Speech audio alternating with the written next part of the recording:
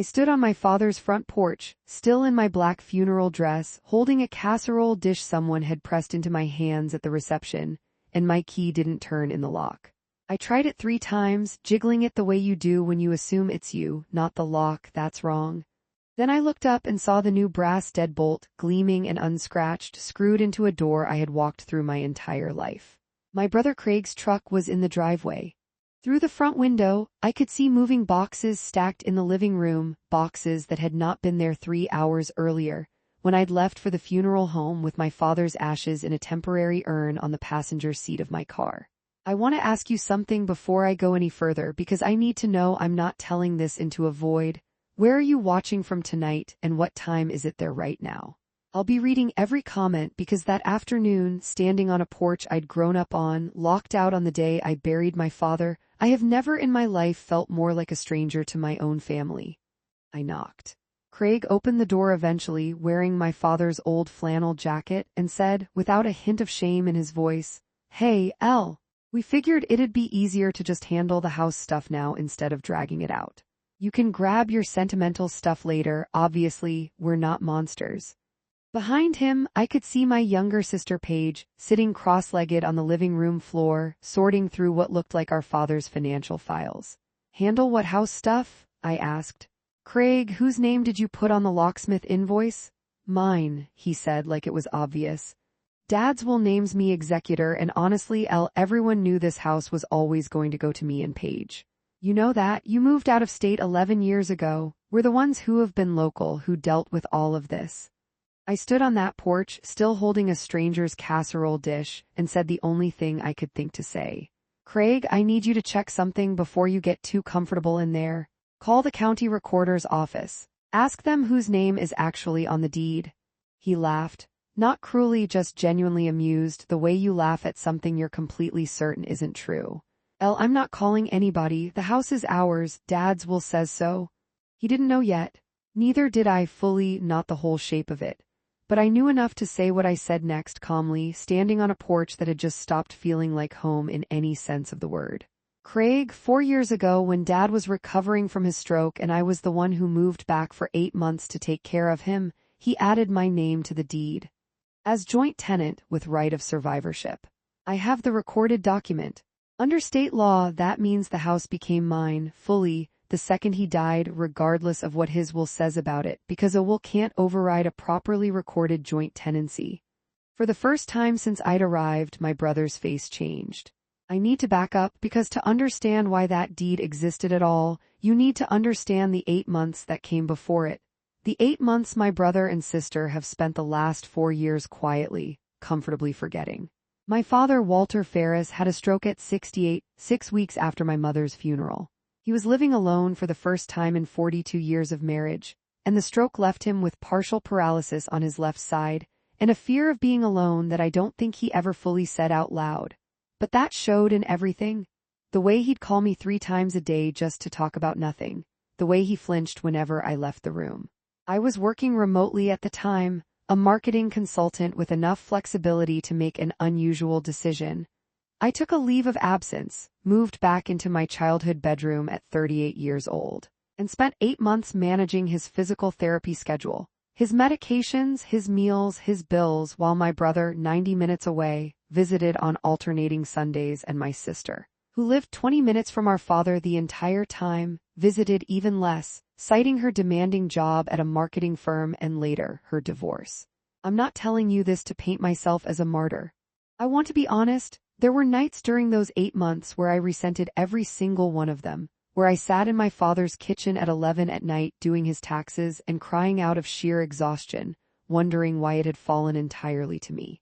There were also nights where I was genuinely, deeply grateful to be the one there, because those 8 months gave me a version of my father, vulnerable, funny in a new quiet way, honest about his fears, that I don't think Craig or Paige ever got to know. Near the end of that 8 months, once he'd recovered enough to manage independently again, my father sat me down at the kitchen table and told me he wanted to add my name to the house deed. "Not because I don't love your brother and sister," he said, "but because you're the one who showed up when it mattered, and I want you to always have a place, no matter what happens with the rest of them." I told him he didn't need to do that. He insisted. We went together to a real estate attorney named Priscilla Nakamura, who drew up the paperwork properly, a quitclaim deed adding me as joint tenant with right of survivorship, signed, notarized, and recorded with the county within the week. I never told Craig or Paige. My father asked me not to, worried it would cause tension, and I honored that mostly because I didn't think it would ever actually matter. I assumed, foolishly, that we'd all eventually inherit some version of a fair outcome, and that this deed was simply my father's quiet way of thanking me, not a weapon I'd ever need to use. I was wrong about that in ways I couldn't have predicted. My father was diagnosed with pancreatic cancer 2 years after his stroke, and it moved fast, the kind of diagnosis that goes from we caught something to hospice care in under 5 months. During those 5 months, something shifted in the family dynamic that I only fully understood much later. Craig, whose home renovation business had been quietly failing for over a year, a fact I didn't know at the time, but would soon become central to everything, started visiting far more frequently than he ever had during Dad's stroke recovery. So did Paige. I was still local by then, having relocated permanently after the stroke recovery period, so I saw this shift happening in real time without understanding what was driving it. I assumed it was simple. Our father was dying, and even imperfect children show up more when death becomes real instead of abstract. I gave both of them the benefit of the doubt. I want to be honest that even now, some part of me wants to believe that at least some of what they felt during those visits was genuine grief, not just positioning. What I didn't know, what I wouldn't discover until 11 days after the funeral, was that during the final 6 weeks of our father's life, while he was on increasingly heavy doses of hydromorphone for pain management, largely nonverbal for stretches of each day, and by his hospice nurse's own later account, significantly cognitively impaired during peak medication windows, Craig had brought a document to the house for our father to sign. A new deed. A quitclaim deed transferring full ownership of the house solely into Craig's name. I found out about this deed by accident, in the most mundane way possible 11 days after the funeral, while I was going through the file box of Dad's important papers that I'd taken from the house before Craig changed the locks. A small mercy, that I'd grabbed it early, not knowing yet how much it would matter. Buried between his Medicare paperwork and an old car title was a copy of a quitclaim deed, dated 5 weeks before my father's death, notarized by a mobile notary service, transferring the house, the same house I already had a properly recorded joint tenancy on, solely to Craig Ferris. The signature on it was shaky, uneven, nothing like my father's normal handwriting, which even at 68 had remained neat and deliberate. I've seen my father's signature my entire life on birthday cards, on my college financial aid forms, on his own divorce-adjacent paperwork when he and my mother briefly separated in my 20s before reconciling. This signature looked like it belonged to someone struggling to hold a pen. I called Priscilla Nakamura, the attorney who'd handled my original deed years earlier, and brought her both documents. She read them side by side for a long time before she spoke. 2 things, she said. First, this second deed is legally meaningless regardless of anything else because you already held a valid joint tenancy with right of survivorship. Your father couldn't unilaterally sign away your interest in the property without your consent, full stop.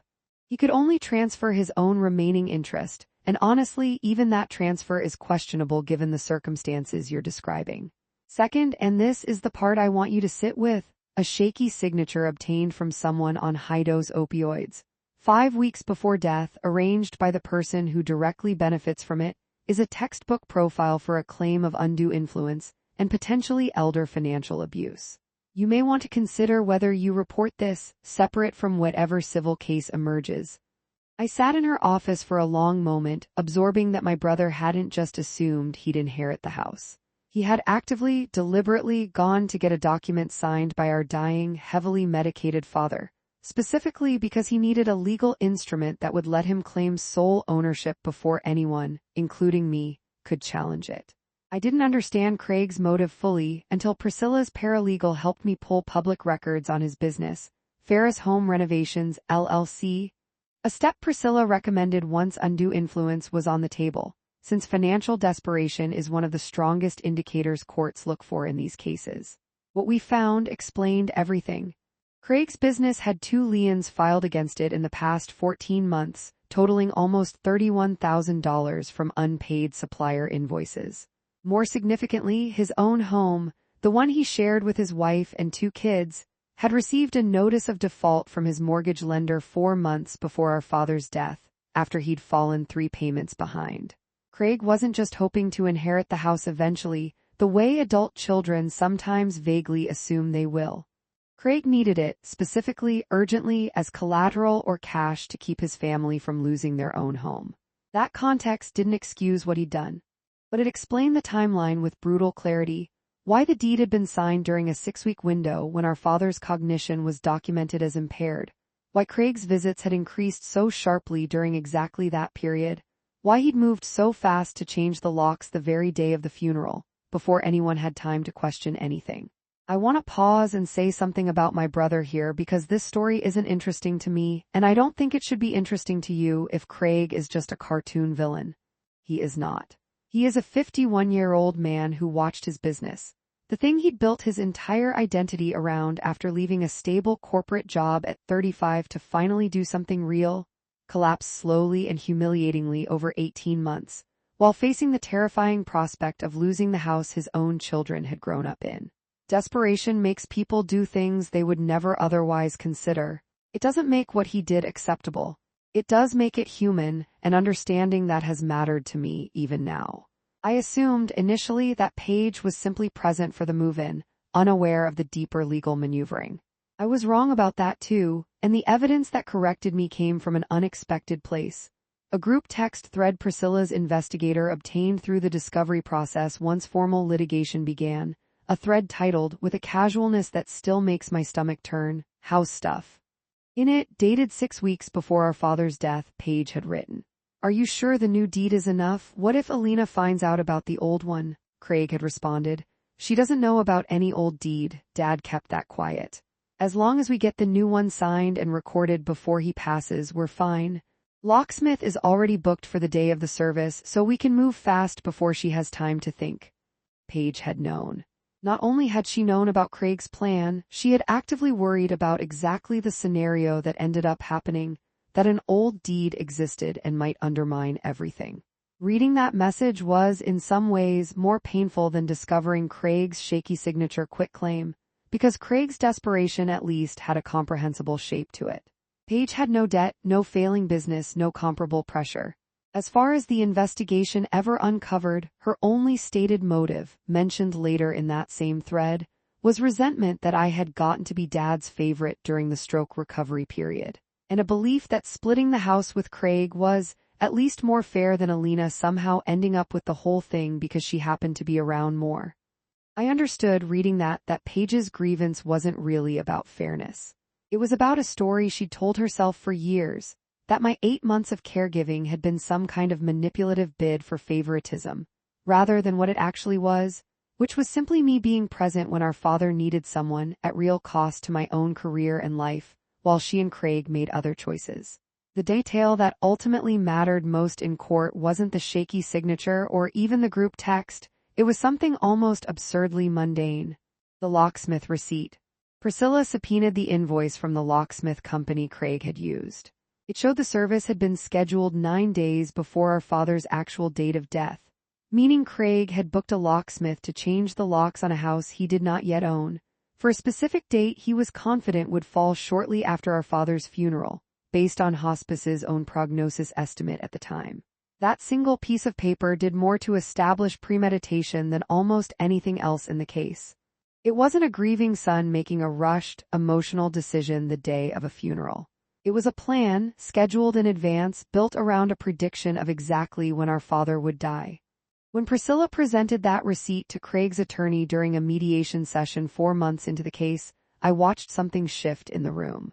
Up until that point, Craig's legal strategy had been built around framing the new deed as our father's genuine, if imperfectly executed, final wish. The locksmith receipt made that framing almost impossible to sustain, because you don't need to pre-book a locksmith for a wish you're confident will simply be honored. You pre-book a locksmith when you're worried someone might stop you. Priscilla also subpoenaed my father's hospice care notes from the 6-week period surrounding the signing of the second deed, a process that took almost 10 weeks on its own, navigating medical privacy requirements even with me, as the recognized property co-owner, providing consent. The notes were painful to read, and I want to be honest that there were nights during this process where I had to stop, close the laptop, and just sit with my grief for a while before I could keep going as an advocate for myself instead of just a daughter mourning her father. But they were also decisive. The hospice nurse's documentation from the specific date Craig's deed was signed included the notation.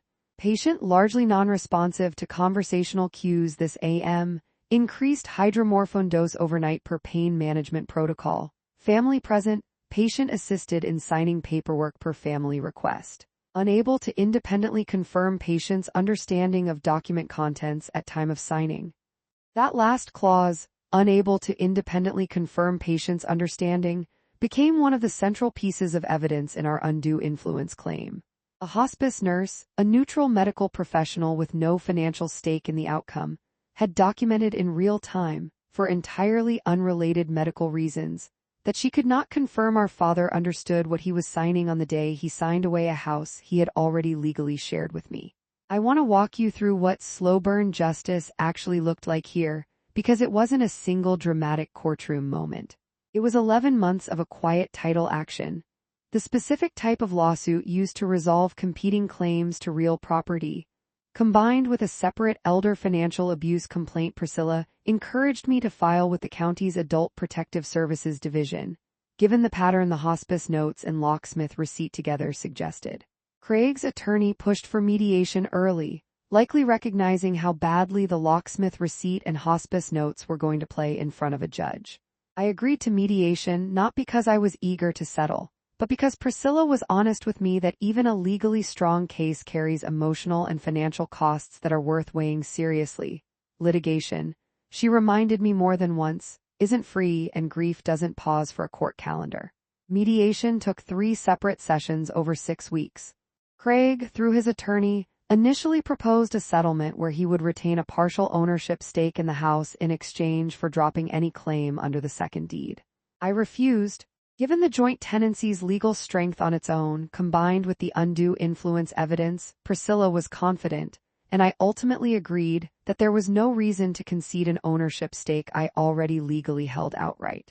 The final settlement, reached in the 3rd session, required Craig to formally void the second deed, acknowledge in writing that it had been improperly obtained, and separately, tied to the Adult Protective Services complaint, agreed to a monitored consent decree rather than facing a formal elder abuse prosecution, which the county's investigator ultimately determined was appropriate given his lack of prior offenses and Adult Protective Services preference, in cases like his, for corrective rather than purely punitive outcomes where possible.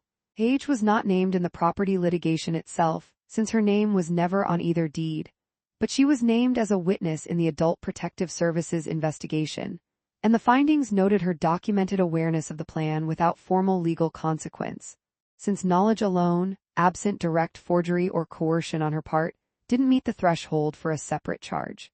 I moved back into my father's house, legally, unambiguously, fully mine now 5 months after the settlement. I want to describe what that felt like because it wasn't the triumphant homecoming you might expect. It felt hollow for the first several weeks. I'd walk into the kitchen and expect to hear my father's radio playing the same classic rock station he'd listened to for 30 years. I'd catch myself setting 2 coffee cups out of habit some mornings before remembering. Winning the house back legally completely didn't undo the fact that the version of home I actually wanted, one where my father was still in it, where my siblings hadn't tried to steal it out from under me on the day I buried him, was never coming back, no matter what any deed said. I kept his recliner. I kept the kitchen table where he told me about the original deed 4 years earlier. I repainted the room that had been my childhood bedroom, the one I'd moved back into during his stroke recovery, because I needed at least one space in the house that felt like it belonged to the person I'd become since then, not just the daughter who used to sleep there. Craig reached out 4 months after the settlement over text, asking if we could talk. I agreed, mostly out of curiosity about what there was left to say. We met at a coffee shop, neutral ground. He looked older than I remembered from the funeral, worn down in a way that had nothing to do with grief and everything to do with the slow, humiliating unwinding of his business, which had, by that point, formally dissolved. "I'm not going to pretend what I did was okay," he said, which surprised me honestly more than almost anything else in this whole story. I was drowning, Elle. I know that's not an excuse. I looked at Dad's house and I saw a way to not lose everything, and I let myself believe, because I needed to believe it, that it was owed to me somehow. That you'd gotten enough already just by getting more time with him at the end. I didn't get more time, I said. I gave up 8 months of my life and half my career to be there when he needed someone. That's not a prize you missed out on, Craig. That's a choice you didn't make. He didn't argue. He just nodded slowly and said he understood that now in a way he hadn't let himself understand it before. We are not close. I want to be honest about that because I know some of you are hoping for a full reconciliation scene, and that's not what this is. We text occasionally, mostly about logistics, his kids' birthdays, a family medical history question that came up at my doctor's office. It's not nothing, but it's a long way from what our relationship used to be, and I've made peace with the possibility that it may never fully return to what it was. Paige and I have barely spoken since. She sent one message months after the settlement that read simply, "I hope you're doing okay in the house." I didn't respond. I'm still deciding what, if anything, I want that relationship to look like going forward. Going through my father's remaining papers after everything's settled, I found something I hadn't expected. A short, handwritten letter, undated, tucked into the same file box where I'd originally found the fraudulent second deed. It wasn't addressed to anyone specifically. I think, based on the handwriting, that it was written sometime during his stroke recovery in the same window as the original joint tenancy deed. It read, in part, "I don't know how to make things even between my kids, and maybe I shouldn't try. Alina showed up. That has to count for something real, not just something nice to say. I hope the others understand that someday, even if they're upset with me now." He never showed me that letter while he was alive. I don't know if he intended to, or if it was simply him working something out privately, the way people sometimes do when they're afraid a decision might cause conflict they won't be around to manage. Reading it after everything that had happened, the locked door, the shaky signature, 11 months of litigation, gave me something I hadn't realized I still needed. Proof, in his own words, that what he'd done for me hadn't been an oversight or a manipulation on my part. It had been a deliberate, considered choice made by a clear-headed man who loved all 3 of his children imperfectly, but who had seen clearly, who had actually shown up. I think if you'd asked me, standing on that porch in my funeral dress with a stranger's casserole dish in my hands, what justice would eventually look like, I would have described something far more satisfying than what I actually got. I think I imagined a courtroom scene, a dramatic reveal, my siblings publicly humiliated and remorseful in some clean, cinematic way. What I got instead was 11 months of legal paperwork, a settlement negotiated in a conference room instead of a courtroom, a brother who is sorry in a quiet, incomplete way, and a sister who may never fully be sorry at all. I got my father's house back, legally, completely, but I also got the much harder work of grieving a family that had shown me, in the clearest possible terms, exactly how far some of them were willing to go when they believed no one was looking closely enough. I don't think that's a small thing. I think honestly it's the most real thing about this whole story, that justice, when you actually go looking for it in real life instead of in a satisfying revenge narrative, mostly looks like paperwork, patience, and the slow, uneven process of deciding who in your family still gets access to you going forward. I still live in my father's house. Some mornings it feels like the home I grew up in. Some mornings it feels like a legal document made physical, a structure I fought 11 months to keep, more than a place I simply, uncomplicatedly belong. If there's a lesson in any of this, it's not really about deeds or locks or legal strategy, even though those things mattered enormously to how this story resolved. It's about paying attention to who actually shows up, quietly, without being asked, during the hardest, least glamorous parts of caring for the people you love, and understanding that showing up doesn't always get recognized the way it should by the people who didn't do it. My father saw it. He didn't say it out loud while he was alive, not clearly enough for anyone else to hear, but he wrote it down, and he made sure legally, years before any of this happened, that his gratitude would hold up even if his family didn't. I hope, if you're the one who shows up in your family, the one who takes the calls, who drives over at midnight, who quietly carries more than anyone else notices, that someone in your life sees it too and says so, before it's the kind of thing you only find out from a piece of paper after they're gone. Take care of each other while you still can. I'll see you in the next one.